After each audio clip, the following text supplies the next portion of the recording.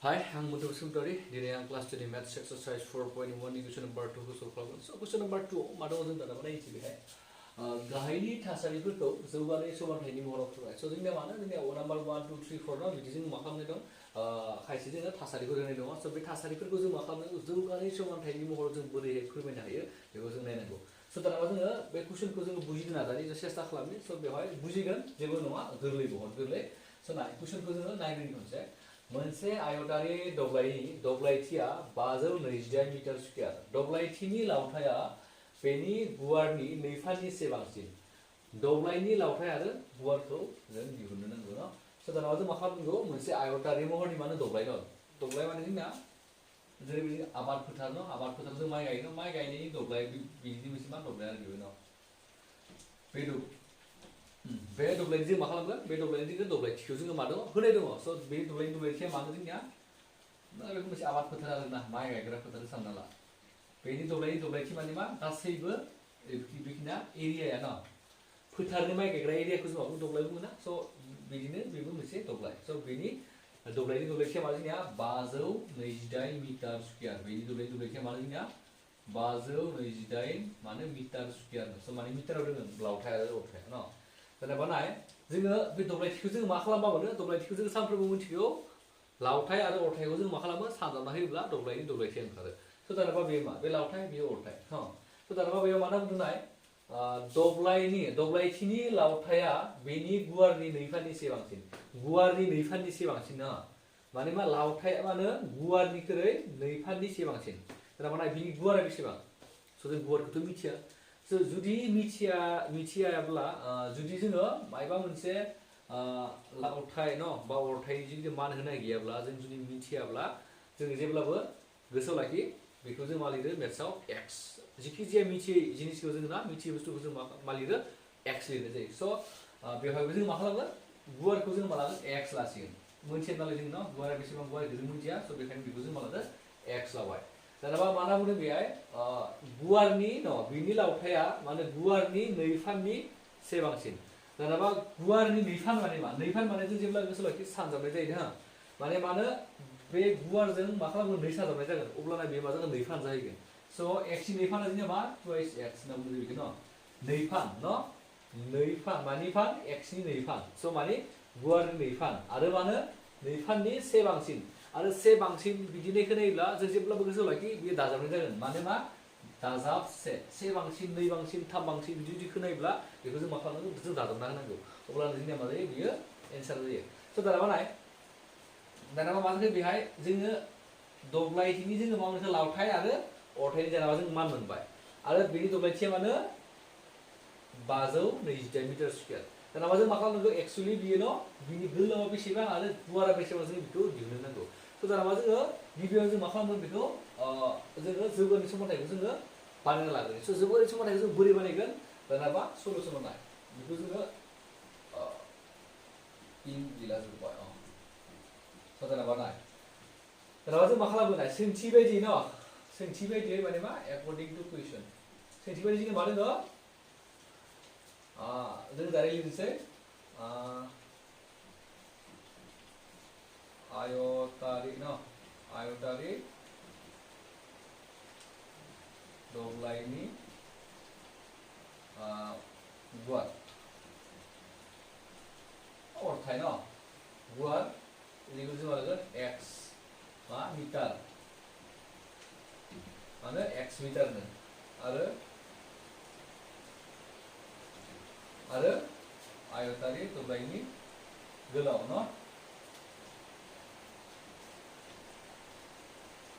गोलाव माने टुवाइस एक्स प्लास 1 मिटार हा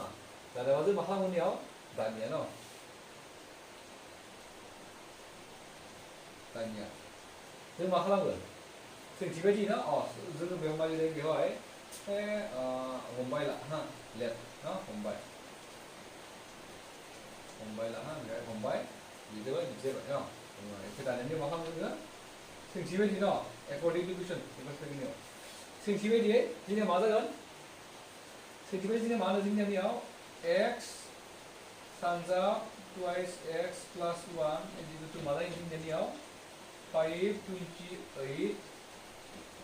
मिटार स्क्वायर नंगौना बे मिटार स्क्वायर जोङो लिरथ'ले बेवहाय कारण बेयाव जों मा खालामो समानथाय लागोन समानथाय लानायाव जोङो जेब्लाबो मालिरा सानगुदिखौ लिरनाय जाया स' जोङो बेखायनो मिटार स्क्वायर जों बेवहाय लिरनाय जाया स' दाना नाय जोङो मोनसे मा मोनखो बेवहाय समानथाय मोनबाय माने गुवार आरो गोलाव सानजाबब्ला दब्लायथिखौ मोनो स' जोङो मा जागोन गुवार सानजाब गोलाव समानथिं दब्लायथिनि मा माने मा बे मोनसे सानजाबब्ला बेखौ मोनो स' बेखौ मोनोब्ला बेखौ बिदि समान जाबायना बराबर नङा ना स' बेखायनो बिनि आरो बिनि जोङो मा खालामगोन समानथायखौ जोङो बिदि लिरनाय जायो स' दाना मा नाय जोङो बिथिंजाय जों मा खालामगोन सल्भ खालामगोन हो बिथिंजाय जोङो सल्भ खालामगोन x नो टुवाइस x सानजाबब्ला जोङो मा जायो twice x square plus x into 1 x is equal to 528 दाना बे मा जागोन बेखौ बिथिंजाय लाना फै twice x square plus x minus 528 is equal to 0 स' जोंनिया मानो बेनो जाबाय जोंनिया मा दिहुननो गोनां समानथाय माने मा गाहायनि थासारिफोरखौ जौगानाय समानथायनि महराव फोरमायना बुंदों ना स' बे थासारिनि जौगानाय समानथायनि नैबे जाबाय जौगानाय समानथाय न जौगानाय समानथायनि महरा बेनो मानि बे थासारिनि जौगानाय समानथाया दानाबा बे सोंथिनि मा होनना बुंदों दब्लायथिनि लावथाय आरो गुवारखौ मा दिहुननो नांगौ होनना बुंदोंना जोंखौ मा खालामनो थिनदों बेनि गुवार आरो गोलावखौबो जों मा खालामनो दिहुननांगौ स' दानाबा जोङो बेनिबो जोङो गोलाव आरो गुवारखौ जोङो दिहुननो हायो स' ओरैहाय नाय दानाबा जोङो बेखौ लिरनानै ला आरो आं बेखौ खोमोरनानै आङो बेखौ गोजौनिफ्राय लिरफैनोसै हा दा बेहाय जोंनि समानथाया मा दङ बेहाय twice x square plus x minus 528 is equal to 0 दानाबा नाय बेखौ जोङो बोरैहाय सल्भ खालामगोन स' दानाबा जोङो जौगानाय समानथायाव न जोङो सल्भ खालामनांगौब्ला बेखौ जोङो मा खालामनांगौ जों मोनथाम आदब दङ बे आदबखौ जों उनाव मोनगोन हा बे जोंनिया मा दङ मोनथाम आदब दङ स' बे आदबफोरखौ जों उनाव खालामगोन स' दानाबा जोङो बेखौ जोङो सानजाबनि बिजिरनायनि मोनसे आदब दङ बे आदबजों बेखौ जोङो बानायगोन आरो बेयो गोरलै आदब हा स' बेखायनो बेखौ बुजिगोन बयबो नाय जों दानाबा गिबियावनो बे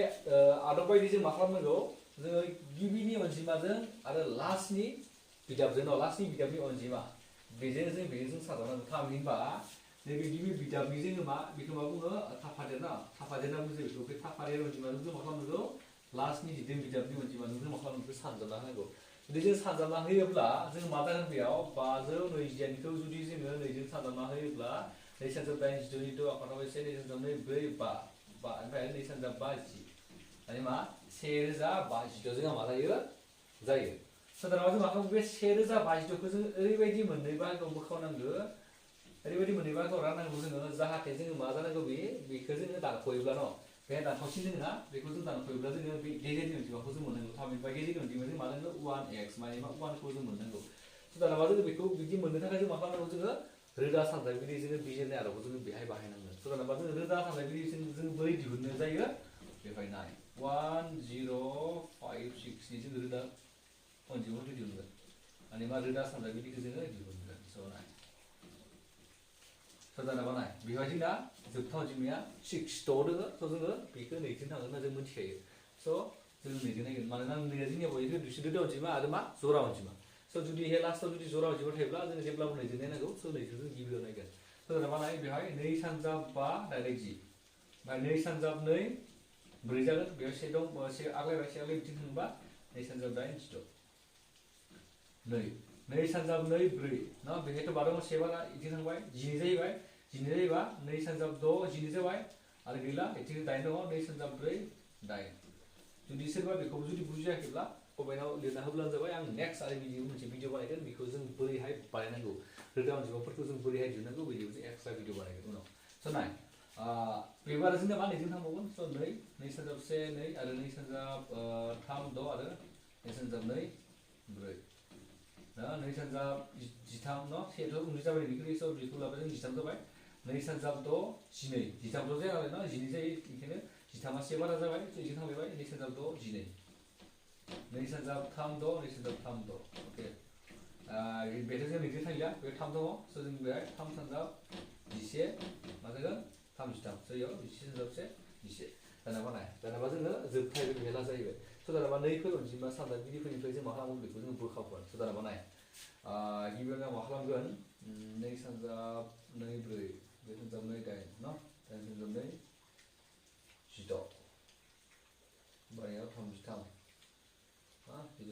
32는 지저 선점의 뭐지? 아, 32네. 지저 선점의 32네. 아이팅글에 23 32점. 내가 32네 32점. 32네 32점. 나나 봐나. बेबायदि माने 30점으로 देरसिनाले나 बे 30점 드리건 आरो बेखौ मा जागोन जोंना 32 दाना बानाय बे 32 आरो 33खौ जोङो सानजाबोब्ला जोंनिया मा मोनगोन बे अनजिमाखौ मोनगोन बेखौ माने मा 1056 ना बे अनजिमाखौ मोनगोन नाथाय 33 दानख' 32 खालामब्ला जों मा मोनगोन 1 मोनगोन थामहिनबा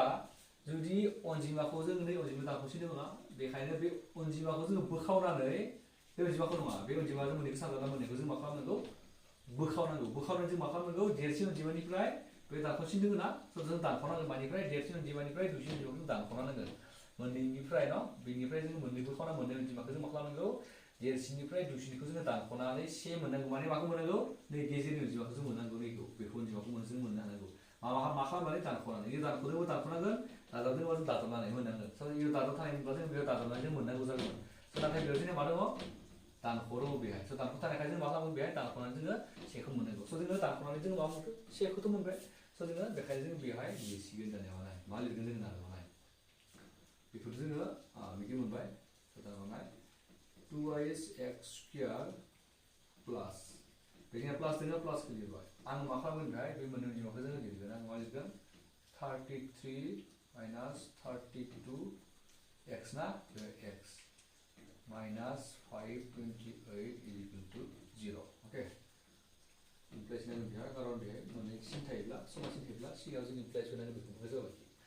स' 2x square plus 33 सानजाब x 33x दानख' दोङो ना दाजाब सानजाब दानख' 32 सानजाब x 32x minus 528 is equal to 0 दानाबा जोङो बेनिफ्राय जों कमन लानांगौ बेखौ जों मा बुङो कमन लानाय होनना बुङो स' जोङो बेनिफ्राय जोङो मिलायनाय मा दङ गोरोबलायनाय मा दङ बेखौ जों नायनांगौ स' गोरोबलायनाय मा दङ जोंना बेहाय अनलि मा दङ x दङ ना बेहाय x स्कुवेर दङ बेहाय x दङ स' बे मोननैयाथ' गोरोबलाया स' बेखायनो नैजों आरो 32जों गोरोबलायैनि थाखाय जों मा बेहाय गोरोबलायनायनि जोंहा मा गैया जेबो सानजाबगिरिफोर गैया अके स' बेखायनो जोङो मा जोङो बे आरो बेखौ जों x खौ लागोन स' बेहाय जों जुदि x जुदि कमन लायोब्ला जोंहा मा थागोन 2x जाबाय कारन बे x आ मोननै मोनना स' मोनसे जों दिहुनबाय मोनसे आरो मोनसे सिङाव थाबाय स' प्लास बेजों x मोनसे दंमोन बाहेरायाव दिहुनबाय स' बेवहाय थागोन जोंहा 33 थासिगोन स' अके बेहाय जोंना माइनास दङ ना माइनासखौ लिरबाय स' दा मा खालामगोन बेहाय जोङो बेहाय माइनास दङ बेहाय माइनास दङ स' जों मा खालामगोन मोनसेजों माइनास लाबाय कमायनाय जेबो नङा दानाबा बेहाय जों मा खालामगोन 32 दङ बेहाय 5.3 दङ 32 आरो 5.3 दा जोंना मा जायो दानाबा नाय दाबा जों बेहाय मा खालामगोन मोनसे खामानि मावनांगौ जोङो नैनिफ्राय जोङो जि कमन लानायनि उनाव जोङो जि थादोंना बेहायबो जोङो बिसिनियानो थानांगौ अके बेहायबो जों मा खालामनांगौ बिसिनियानो थानांगौ स' बेखायनो जों मा खालामगोन बेहाय 32 निफ्राय जों जुदि 16 दिहुनोब्ला बे मा थागोन 2x थागोन बेहाय स' 2x अके माइनास ना माइनास ए प्लास जागोन कारन नियाव प्लास ना बेयाव प्लास जानांगौ आरो कारन माइनास ए माइनास जायो बेयाव अब्ला खिन्थु जों जुदि बेहाय जों माइनास होना बेहाय जुदि माइनास होयोब्ला माइनास सानजाबोब्ला प्लास जायो बेहाय बेखायनो जों बेहाय माइनासखौ मोननो थाखाय जों मा खालामो बेयाव प्लास लिरनांगौ जागोन आरो जेब्लाबो गोसोआव लाखि बे जुदि बावगारनानै जुदि माबा मोनसे सिनखौ जुदि उल्था खालामदोंब्लाबो आगोलनिया जेरै जायो बेबो बोरै जानांगौ जायो स' बेखायनो नोंसोरो बेखौ गोरोबनानै खनसे नायफिनब्लानो जाबाय नायफिननानै कारेक्ट खालामनानै लायबानो जाबाय जेनेबा नाय बेहाय जोंना मा जाखो प्लास जाबाय स' बेहाय प्लास जायोब्ला जोंना मा खालामो बेहाय जुदि 520 निफ्राय जुदि जों 0 दिहुनोब्ला जोंना मा थायो मिथिगोन ना जोंना थायो बेवहाय 33 थागोन स' 33 थागोन बेहाय पुरा सियर बिदि जाहैबाय जोंना इजिकेल टु 0 जाबाय स' जों मा खालामगोन बेबो समान मोनगोन नालाय ना समान थायोबा बेहाय थायोब्ला जों मा खालामगोन बेहाय x minus 16 आरो बेहाय मा जागोन जोंना 2x plus 33 इजिकेल टु 0 जाबाय स' बे मोनसे 0 आरो बेबो 0 जाबाय जोंना स' जोङो बेहाय मा खालामगोन दानाबा x minus 16 is equal to 0 comma 2x plus 33 equal to 0 ओमफ्राय गाहायथिंबाबो जानो हागौ स' आं बेखौ जों लिरनोसै बेखौ जोङो लिरनानै लागोन जुदि खिनिखौ स' लिरनानै लायोब्ला बिथिं लिरा स' बेखौ बिथिं लिरनोसै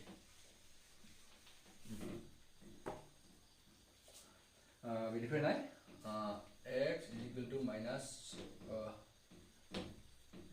जागोन आरो बे मा जागोन बेहाय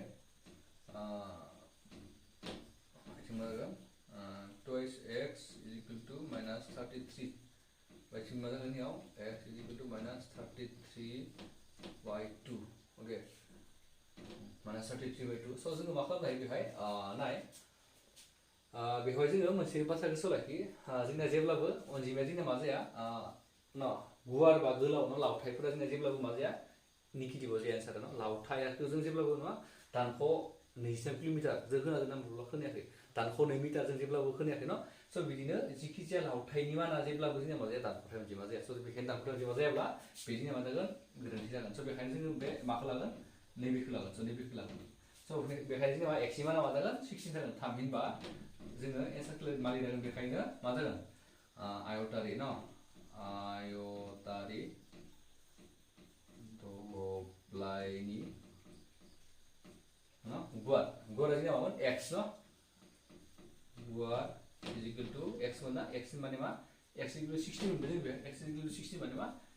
16 मा मिटार आरो आयतारि दब्लायनि गोलाव समान मा जागोन जोंना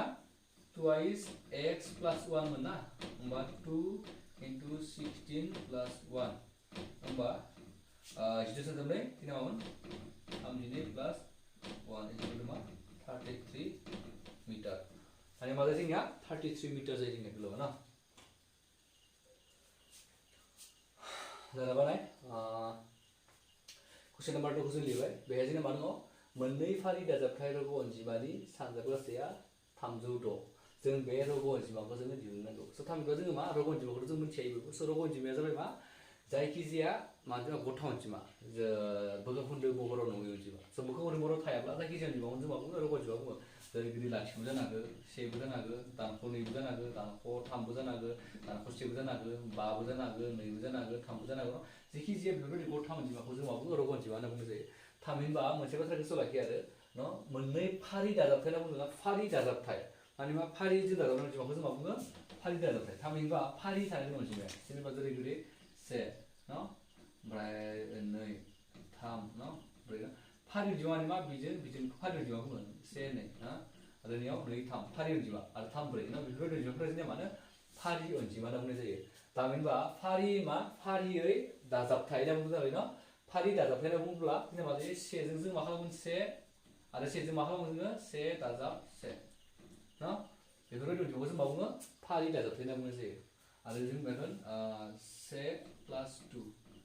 1 plus 3 जों बेखौ मा बुङो फारि दाजाबलांनाय अनजिमा होनना बुङो 1 जों 1 दाजाबबाय मोनसे अनजिमा जालायबाय फारि दाजाबथाय आरो बिनिफ्राय जों मा खालामगोन 1 दाजाबनो बावनाबाय जोङो 2 जाबाय स' बिदि जों दाजाबनाय अनजिमाफोरखौ जों मा बुङो फारि दाजाबनाय अनजिमा फारि दाजाबथाय अनजिमा होनना बुंनाय जायो स' दानाबा फारि दाजाबथाय अनजिमाखौ जोङो मा बुंदों मा बेहाय खोन्थाना होआखै मा अनजिमा स' खोन्थाना होआब्ला आंथ' बेहाय हमनासो लादोंमोन x 1 2 होननानै बेहाय जों मा खालामगोन बेहाय जों दानाबा हमना लानांगोन जे मा जों मिथिया नालाय स' जों बेहाय मा खालामगोन जों बेहाय x हमना लानांगोन स' बेखायनो जों लिरगोन मा सलुसनाव हमबाय लेट माने हमबाय मोननै फारि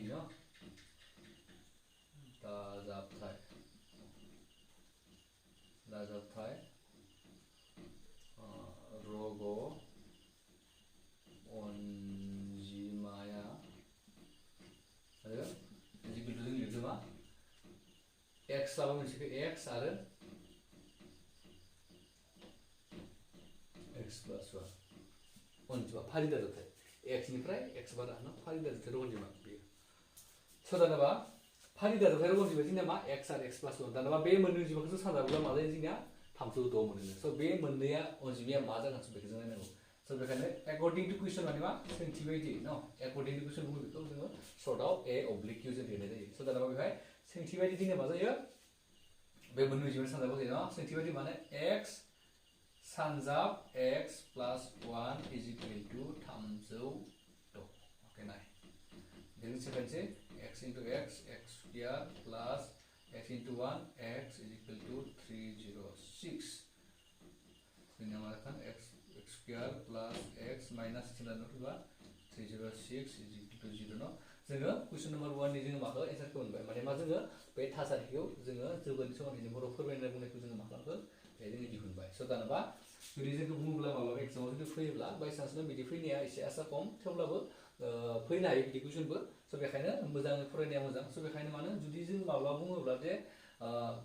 गाहायाव होनाय थासारिफोरखौ जौगानाय माने जौगानाय समायथायनि महराव फोरमायना बुङोब्ला जोङो बेहाय लागिल'सो बानायबानो जाबाय स' दानाबा बेहाय नैबे कुइसनाव आरो दंबावो मा होनो जोङो बे रग' अनजिमाखौ जोङो दिहुननो नांगौ स' दानाबा जों मा खालामगोन बे रग' अनजिमा मोननैया मा मोननैखौ सानजाब्ला जों बेखौ मोनो जों बेखौ दिहुननांगौ स' बेखायनो आङो बेखौ जोङो नेक्स्टआव बेखौ जों मा खालामगोन जोङो उनथिं जों बानायलांबावनोसै ससे दानाबा नाय दहायनि बायदि एखे स' बेनि गिबि बिदाबनि न' थाफादेरजों जोङो से दङ बेहाय लिरनाय जाया माने से बेजों जों मा खालामनांगौ उननि न' लास्टनि जिदों बिदाबजों जों मा खालामनांगौ सानजाबना नांगौ स' सेजों बेखौ सानजाबोब्ला मा जायो 302 जायो 302खौ जों मा खालामनांगौ आरो जोङो 302खौ जोङो मोननै बाहागोआव बोखावनांगौ जाहाथे बे मोननै अनजिमाखौ जों मा दानख'नानै जोङो से मोननांगौ बेहाय माने मा बेहाय मोनसे अनजिमा मोनगोन आरो बेहाय मोनसे अनजिमा मोनगोन स' बेखौ जोङो बेनिफ्राय दानख'नानै जोङो मा मोननांगौ से मोननांगौ दाना मा जोंना बेखौ जोङो रोदा सानजाबोरै जों दिहुननांगोन गिबियाव स' रोदा सानजाबोरै दिहुननायनि जों फर्मुलाखौनो आं दहाय बुंखादों माबायदि दिहुननाय जायो स' जों बेखौ नाय 306 बेखौ जों बोरैहाय दिहुनगोन नाय बेहाय द' दङ बेबार थांगोन नैजों थांगोन स' 2 सानजाब 1 2 थिगसे थांबाय 2 सानजाब 5 10 आरो 2 सानजाब 3 द'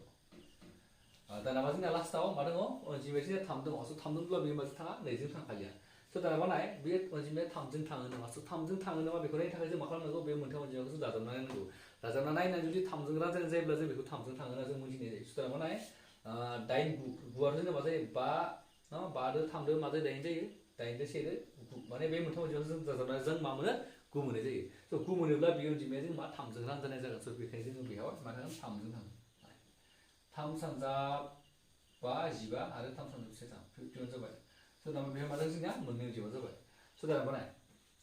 बेहाय जोंनिया मा थागोन बेयो 3जों थाङो न' बेहाय जोंनिया मा न' द' 3 थाङो स' बेहाय जोङो 3जों नागिरो 3 सानजाब 1 3 नै थांबाय 21 जाना 3 सानजाब 7 21 ना 7 सानजाब 3 मा जों 21 जाबाय स' दाना मा जोङो 2 3 3 आरो 17 मोनबाय स' बे मोनब्रै अनजिमाया बे 306नि जों मा रोदा सानजाबगिरिफोर स' दाना मा नाय बे जोङो मिलायना नायनोसै न' 3 सानजाब 3 9 ना 9 सानजाब 2 बेसेबां 18 नंगौ ना 9 सानजाब 2 18 मा 18निफ्राय जों मा 17खौ जों दानख'नायब्ला जों से मोनगोन स' बेखायनो बेयाव 18 आरो नैयाव 17 स' बेखौ जों दानख'ब्ला मा मोनगोन से मोननाय जागोन स' दाना जों मा खालामगोन बेखौनो 1खौ बेहाय लिरलायनाङा x स्क्वायर प्लास बेहाय जों मा लिरगोन 18 दानख' 17 लिरगोन आरो बेहाय x खौ जों x लिरगोन minus 306 is equal to 0 x square plus 18x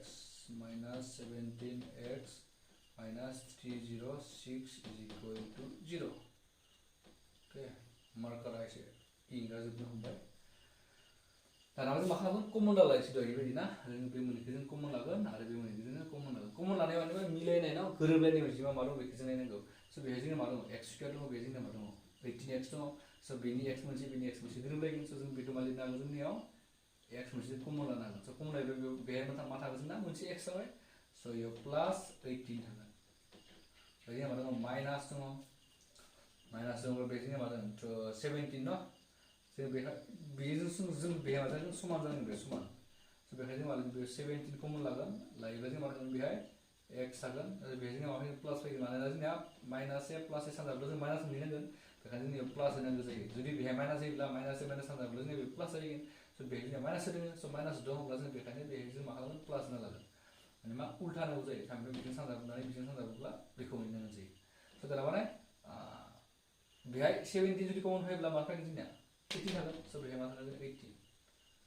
is equal to 0 okay स' दाना आङो बिथिं गाहायाव लिरलेबा नुवाबो जानो हागौ स' आं बेखौ खोमोरनानै जोङो आङो बिथिं लिरनोसै स' दाना दाना मा खालामगोन जोङो बेनिफ्राय जोङो x plus 18 जों कमन लानो हायो स' बेखायनो जोंना x थागोन इयाव x माइनास 17 आरो मा जागोन इयाव x plus 18 is equal to 0. x minus 17 is equal to 0, comma x plus 18 is equal to 0 जागोन. So बेयाव जों मा जागोन इयाव x is equal to 17 आरो x is equal to minus 18 जागोन. So दानाबा मानो जोंनिया रग मोननो जिमाया न मा जानो हायो बेखायनो दिहुननो गोनां न दिगो माने दिहुननो गोनां माने बेयाव फारि दाजाबथाय न दिहुननो गोनां फारि दाजाबथाय रग अनजिमाफोरा न रग अनजिमाफ्रा जोंना मा जागोन बेहाय x खौ जुदि 17 लायोबा जोंना मा जागोन x खौ जुदि 17 लायोब्ला 17 आरो मा जागोन 18 जागोन आरो एबा मा जागोन एबा जुदि जों मा माइनास 18 न x खौ जों माइनास 18 लायोब्ला बे मा जागोन प्लास 1 खालामना हो माइनास 17 बे मोननै अनजिमाखौ जोङो मा सानजाबोब्लाबो जों मा मोनगोन 306 न माइनास 17 आरो माइनास 18 सानजाबना होयोब्लाबो 306 आरो 17 आरो 18 सानजाबोब्लाबो जों मा मोनगोन 306 मोनगोन. स' बे मोननै अनजिमाखौ सानजाबोब्ला बेखौ मोनगोन बेखौ सानजाबोब्लाबो जों बेखौनो मोनगोन. स' बेखायनो बेनि एन्सारा मोननैबो जानो हायो. अके स' जुदि सोरबाफोर बुजियाखैब्ला बेखौबो कमेन्टआव लिरना होबावलायदो आङो नेक्स्टआव आरो मोजाङै बानायबावनो नाजागोन. स' दानाबा नाय जोंना मा दङ नाम्बार 3. स' नाम्बार 3 जोंना मा दङ रहाननि बिमाया बेनिख्रुइ 22 बोसोर देरसिन दानिफ्राय 3 बोसोरनि उनाव बिसोरनि बैसोनि सानजाबगासेया मानो 360 जागोन. जों रहाननि दानि बैसोखौ दिहुननो लुबैयो. स' जों मानो रहाननि दानि बैसोखौ जों मा खालामनांगौ जों दिहुननांगौ. स' दानाबा नाय जेनेबा जोङो बे जाबाय मोनसे थासारि बेनिफ्राय जों गिबियाव जों मा खालामगोन जौगानाय समावथायखौ जों दिहुनना लाग्रोगोन. स' जौगानाय समावथायखौ दिहुनखांनायनि उनाव जोङो मा खालामगोन बेनि जों बैसोखौ जों दिहुनगोन. स' दानाबा नाय जों जौगानाय समावथायखौ जों मारैहाय दागोन. स' बे जों थासारिनिफ्राय जोङो बुजिनानै जों बानायनांगोन. स' बेखौ जों एसे बुजिनो नागिरगोन खनसेबाव आरो मोजाङै रहाननि बिमाया बिनिख्रुइ 22 बोसोर देरसिन. स' बिमाया रहाना जुदि 1 बोसोरबा बिमाया 22 बोसोर न मानोखो जुदि बियो 2 बोसोरबा बेयो मा जागोन 27 बोसोर जागोन बिमाया माने 22 बोसोर बांसिन जाखागोन. बेखौ जों मिथिबाय. दानिफ्राय 3 बोसोरनि उनाव बिसोरनि बैसोनि सानजाबगासेया मानो 360 जागोन. बिसोर सानैनि बैसोनि सानजाबगासेया 3 बोसोरनि उनाव मा जागोन 360 जागोन. स' जोङो रहाननि बैसोखौ जों दिहुननांगौ. स' दाना मा नाय जोंथ' रहाननि बैसोआ बेसेबां जों मिथिया. अके स' जों रहाननि बैसोआ जुदि जों मिथियाब्ला जों मा खालामगोन x हमना लागोन. अके स' x जों मा लिरगोन सल्युसन. अके नाय लेट न हमबाय माने लेट हमबाय मानो रहाननि न हमबाय रहाननि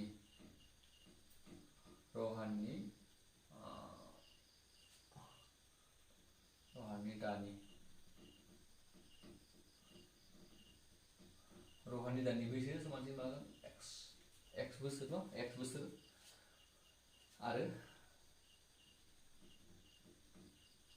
आरो बिमानि न बिमानि दानि बैसो समान मानो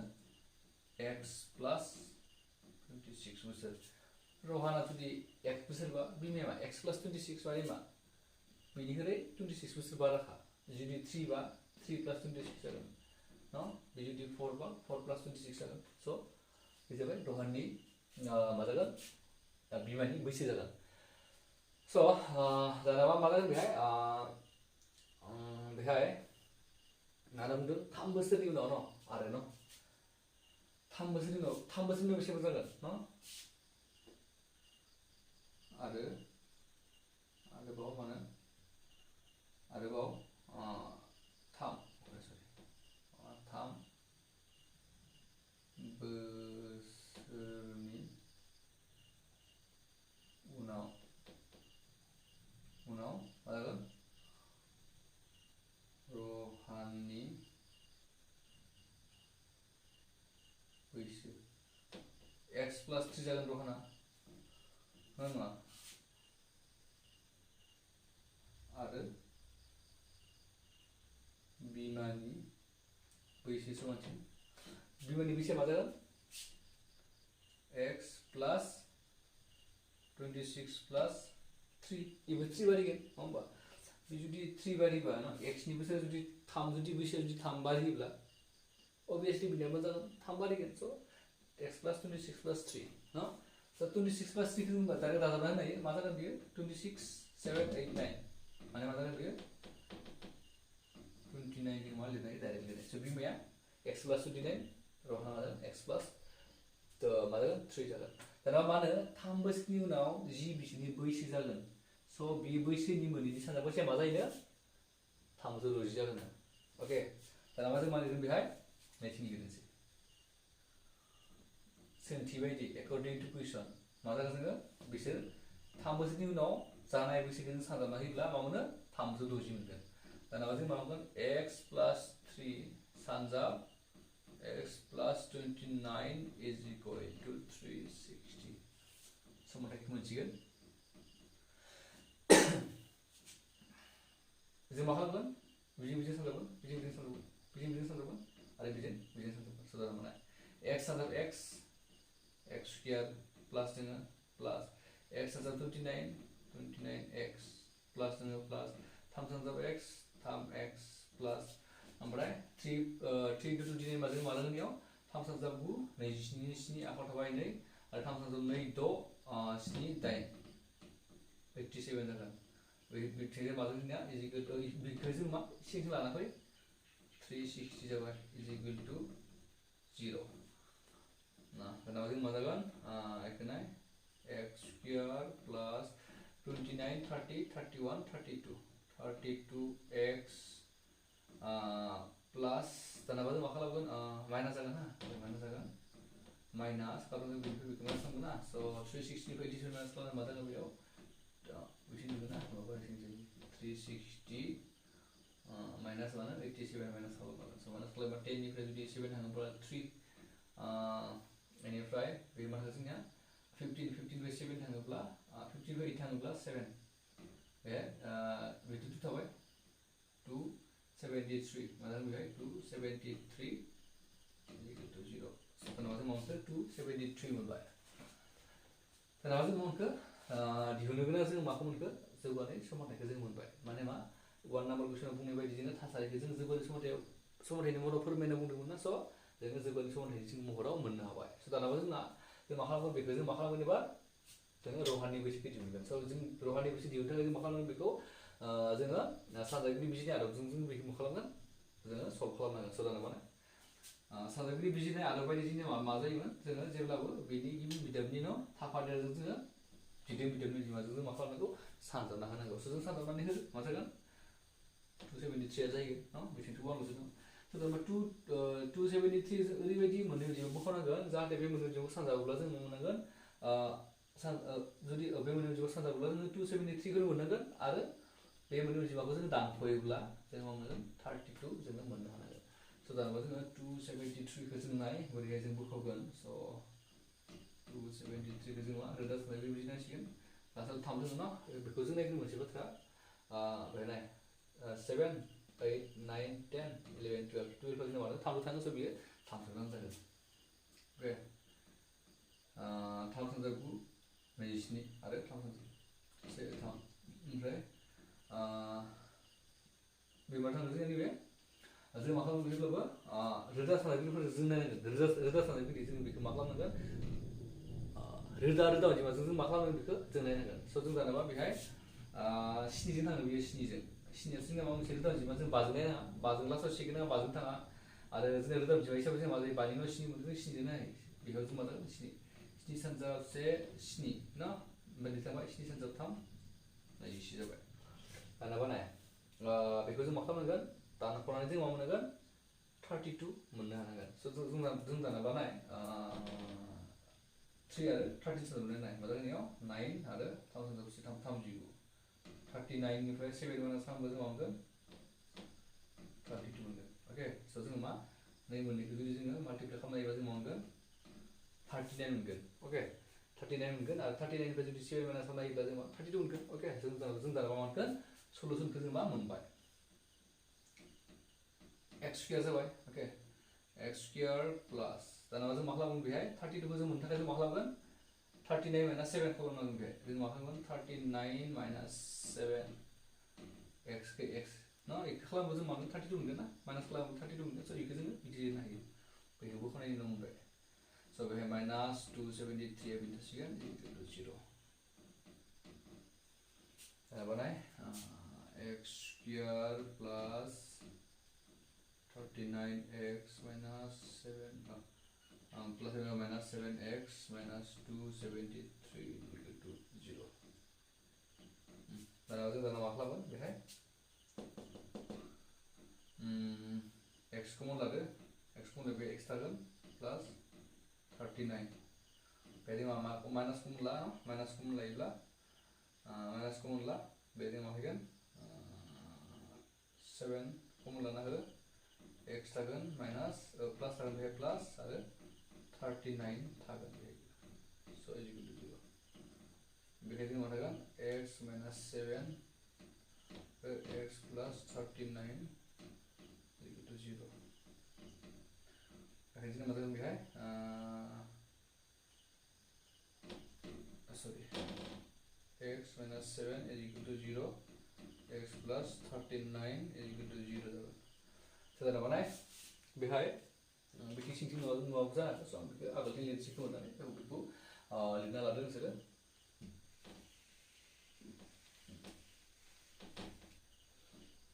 सादारन जों जखाननि बैसोल'सो दिहुननांगौ स' मानसिनि बैसो लानाय बिथिंजाय जों मा खालामगोन x is equal to 7 ना दाथिं मा जागोन x is equal to minus 39 जागोन स' मानसिनि बैसोआथ' मा जेब्लाबो जोंना माइनासआव थाङा न माने बैसोरा मानसिनि बैसोआ जेब्लाबो मा जाया माइनासआव थाङा स' जुदि माइनासआव थाङाब्ला जोंना मा जागोन एन्सार बि जानाय नङा मोनसे जागोन बेबो जागोन स' बेखायनो रहाननि बैसो मानसि 7 बोसोर स' जोङो मा रहाननि बैसोखौ जों मोनखो 7 बोसोर मोनबाय स' बुजिबाय जानांगौ स' दाना जों मा खालामो नेक्स्ट कुइसन नायनोसै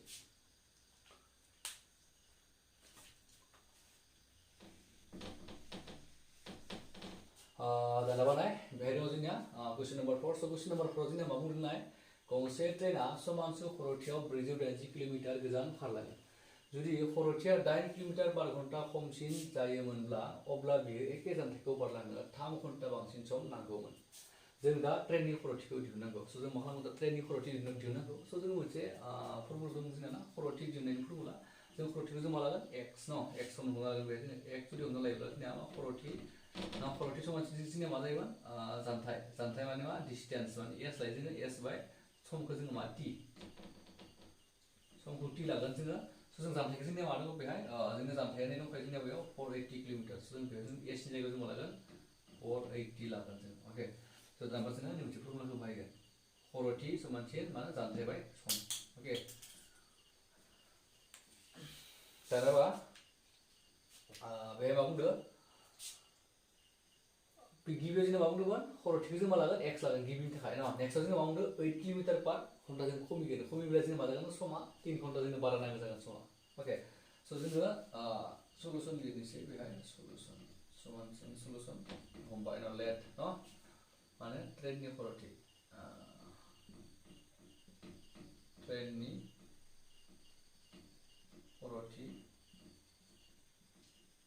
खर'थि समानसिन माने x लाबाय न अब्ला जों मा लागोन बेखायनो मा जागोन अब्ला खर'थि समानसिन जों मा लिरनायनियाव x इज इक्वल टु जों मा मिथिगौ 480 बाय t अके बेखौ जों मा लागोन xt इज इक्वल टु 480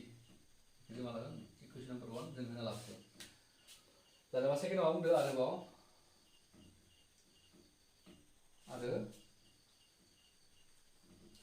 आरो मा नांगौ जुदि न जुदि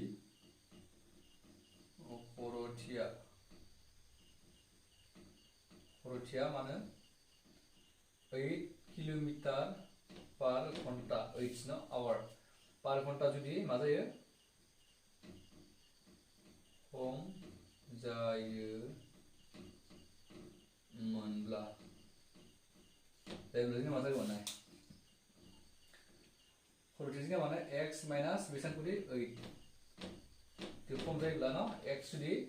न 8 माने स्पिडा जुदि 8 किलोमीटर पर घंटा जुदि खम जायोब्ला जोंना मा जागोन बेहाय 480 न आरो जोंना मा बुंदों बेहाय 3 घंटा जोंना मा जागोन टाइमखौ बारा नांगौ जागोन स टाइम जों मा जागोन +3 खालामना नांगौ जागोन जों मानोना जोंनिया टाइमआ 3 घंटा बारा नांगौ होनना बुंदों माने 3 घंटा बारा नांगौ जागौमोन माने नाय जुदि स्पिडा नाय x स्पिडआव खारोबा गारिया t समाव 480 किलोमीटर जानथाय बारलाङो होमबा x स्पिडनिफ्राय जुदि 8 किलोमीटर जुदि माने खम जाना होयोब्ला 480 किलोमीटर बारनो थाखाय मोनैनि थाखाय बेसेबां नांगोन t नो 3 घंटा बारा नांगौ जागोन स नैबे स्पिडआव थांनोबा t नो 3 घंटा बारा नांगौ जागोन इसनि जानथाय मोनैनो आरो इसनि स्पिडआव थांनोबा t नो मा जागोन इसनि टाइमावनो इसनि स्पिडखौ मोनहैगोन इसनि जानथायखौ जों मोनहैनो हागोन स बेखायनो बे मोननैया मा जागोन मोनसे बेलेग बेलेग मा जागोन कन्डिशन जाबाय बियो स बेखायनो जोङो बेनिफ्राय जों मा खालामगोन मोनसे इकुवेशन दिहुनना लागोन बेनिफ्रायबो स x - 8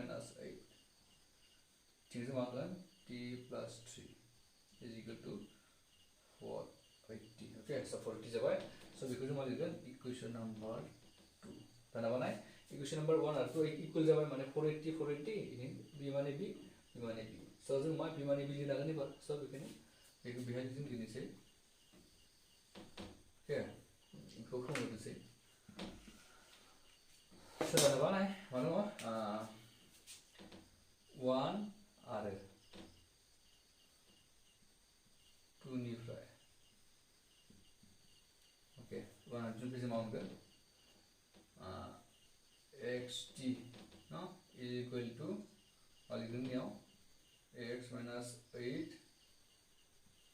निफ्राय t + 3 जों लिरनो हायो ओके स xt दानसै थिंगले xt plus 3x minus 80 plus minus 3 okay जोंना बानाय xt cancel no 0 थाबाय थिगले 0 3x minus 80 minus 24 दाना बानो मा खालामसै बेखौ मोनसे ससे बेखौ लिरनानै लानोसै ओके दाना बानाय दाना बायसिंथ 0 जाबाय सा मोनसे जिनिस नायनोसै 3x minus t नि जायगायाव जों मोनसे खामानि मावनो हायो नेखौ मोनसे खामानि माव t खौ लाखिथिंजाय लाखियोब्ला 480/x खालामना होयो हा स जों मा जागोन t नि जायगायाव जोङो 480/x लिरनांगोन बेहाय जोङो ओके स जों मोनगोन 8 into मा 480/x स जों x जों सानजाबो बेखौ 8 खौ 8 सानजाबो ओके minus 24 0 जों बे मोनथामखौ जों मा लागोन कमन लागोन x into x को डिवाइड खालाम 1 थायो बेहाय ना 1 x डिवाइड खालामब्ला x थांगोन x into 3x square minus x को x डिवाइड खालाम 1 थांगोन 1 दो बिदि थांजाबनानै हो 8 4 no 8 माने याव 40 10 to 10 to 0 नि 4 no हाफराव 8 ब्रेस to 10 32 32 दो 32 दो 38 380 ना 384 oh sorry 0 स्पेलिंग बे ना 3840 ये मा फैगोन minus 24 1 थायो x को 1 डिवाइड खालामना हो x थागोन x into 24 x जागोन ओके स दाना जों मा खालाम बेखौ दानखौ सानजा खालामनानै हो बे 1 थायो बेखौ बेजों सानजाबनानै हो जों मा जागोन x सानजाबा 0 जाबाय बिदिनो फैब्ला 3x square minus x लाना फैदो 24x minus 3840 40 is equal to 0 जाबाय ओके दानिया जों मा जागोन बेहाय जोङो जोगोन सोमोन्दैखौ जोङो मोननो हाबाय ओके जोंनावमोन नैबे होनाय जोंनिया मानो थासारिनिफ्राय जोङो मा बे जोगोन सोमोन्दैखौ जों मा खालामखो दिहुननो हाबाय स' दानिया जों मा खालामगोन एबार जों दा ट्रेननि खर'थिखौ दिहुननांगौ ना स' जों बेनिफ्राय जों मा खालामनांगौ ट्रेननि जों खर'थिखौ जों दिहुननांगोन ओके जों दा ट्रेननि खर'थिखौ साइडथिं जायो दिहुननोसै दानाबा बेखौ जों मा खालामगोन एसे फिसा खालामो ना बेहाय जोंहा एसे फिसा खालामनो हायो बाहायबो जों मा खालामबाय एक्स स्क्वायर ना बेहाय जों मा खालाम 3 रिपिट खालामनो 3 रिपिट खालामनो स' बेखौ जुदि 3 थांबा 3 थांबाय 8 थाङो बेहाय स' बे जुदि 3 जानोबा 3 into 1 3 ओमफ्राय 3 सानजाब 2 6 बिथिं 2 फैगोन 3 सानजाब 8 14 आरो 0 ओके जों मा जागोन 1 2 8 0 जाबाय ना स' बे माबा जोंनिया माइनास 8x माइनास 1 2 8 0 एसे फिसा खालामना लाबाय स' जों बेनिफ्राय जों मा खालामगोन जेनेबा 9 जौगानाय समावथायखौ जों मा खालामगोन एबा सानजागिरि बिदिनि आदबजों जों बेखौ मा खालामगोन सिफायगोन दानाबा जों मा खालामगोन 1 जों बेखौ सानजाबनांगोन न' ओके बिनो सानसे स' बेनिफ्राय जों मा खालामगोन 1 2 8 0 ओके स' बेखौ जों मा खालामगोन रोदा सानजागिरि जोङो दिहुनना लागोन बेनिफ्राय स' दिहुनोब्ला जों मा खालामगोन बेखौ 2 थाङो बियो 2 सानजाब 6 12 2 सानजाब 4 8 लाथिख' 2 सानजाब 3 6 2 सानजाब 2 4 लाथिख' 2 सानजाब 1 2 आरो 2 सानजाब 6 12 लाथिख' 2 सानजाब 8 16 लाथिख' न' 2 सानजाब 4 लाथिख' 2 सानजाब 2 4 2 सानजाब 5 2 सानजाब 10 10 2 सानजाब 5 10 आरो 2 सानजाब सरि 5 सानजाब 1 5 अके स' जोङो मोनबाय दाना नाय जों मा खालामोब्ला जोङो दानख'नांगोन दे हा बेनिफ्राय जोङो ओरैबायदि अनजिमा बख'नांगोन मोन अनजिमा जों मा खालामगोन बख'नांगोन बोखावब्ला जों मा खालामगोन बोखावनानै जोङो गोदोरसिन अनजिमानिफ्राय जोङो फिसा अनजिमाखौ जों दानख'ना नांगोन दानख'नायोब्ला जों मा मोननांगोन 8 मोननांगोन बे दानख'नोसै माने मा दानख'नांगोन दाजाब थायोब्ला दाजाबनांगोन बे दानख'नांगौखाय जों मा खालामो दानख'नोसै स' दानख'योब्ला जों मा मोननांगोन 8 मोननांगोन स' दानोबा ओरैबायदि जोङो अनजिमाखौ जों सानदोंना दिहुनना लानांगोन सानजागिरिखौ स' जों दानोबा मानो खालामनायाव 2 सानजाब 2 4 2 सानजाब 2 4 ना 4 सानजाब 4 16 ओमफ्राय 16 सानजाब 2 32 अके स' नाय आरो बेनिफ्राय 5 सानजाब 20 ना 10 सानजाब 2 20 2 सानजाब मा 2 40 अके स' 40 जायोना नाय एबार दा 40 निफ्राय 30 माइनास खालामनांगोन जों मा जागोन 30 जुदि माइनास खालामनो हायोब्ला 8 फैयो जों माखौ 8 मोनगोन बेयाव स' जोङो बेखौ जों मा खालामगोन नैबिदि लिरनोसै दानाबा अके जों दा मा खालामगोन बेयाव 1 खौ नांलायलाया हा स' नाय 1 खौ नाङा x स्क्वायर माइनास माइनास जासिगोन 8 खौ जों मा लिरनो हायो जोङो 40 माइनास 32 40 माइनास 32 x खौ x minus 1 2 8 0 is equal to 0 अके बेखौ आङो नैबेखौ खोमोरनोसै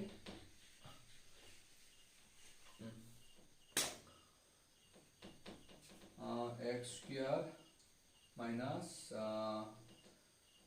40x minus plus 32x minus 1 2 8 0 is equal to 0 कमन लादो बेखौ कमन लादो ओके स' जों कमन लायोब्ला जोंनाव मा फैगोन बेहाय x अब्ला जों बे मा फैगोन x थाबाय मोनसे न माइनास 40 थागोन बे 40 प्लास फैबाय 32 कमन लाना हो x बेबो जों माबा फैबाय माइनास 40 ओके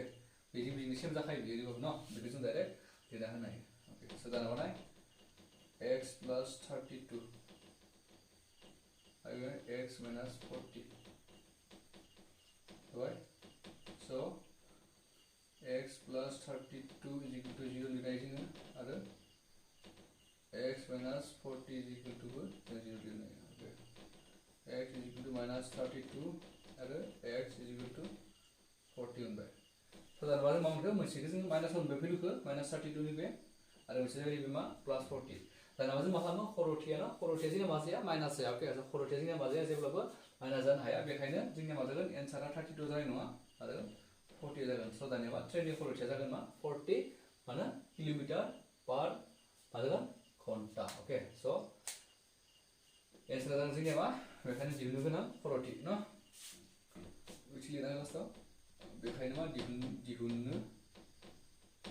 गोनां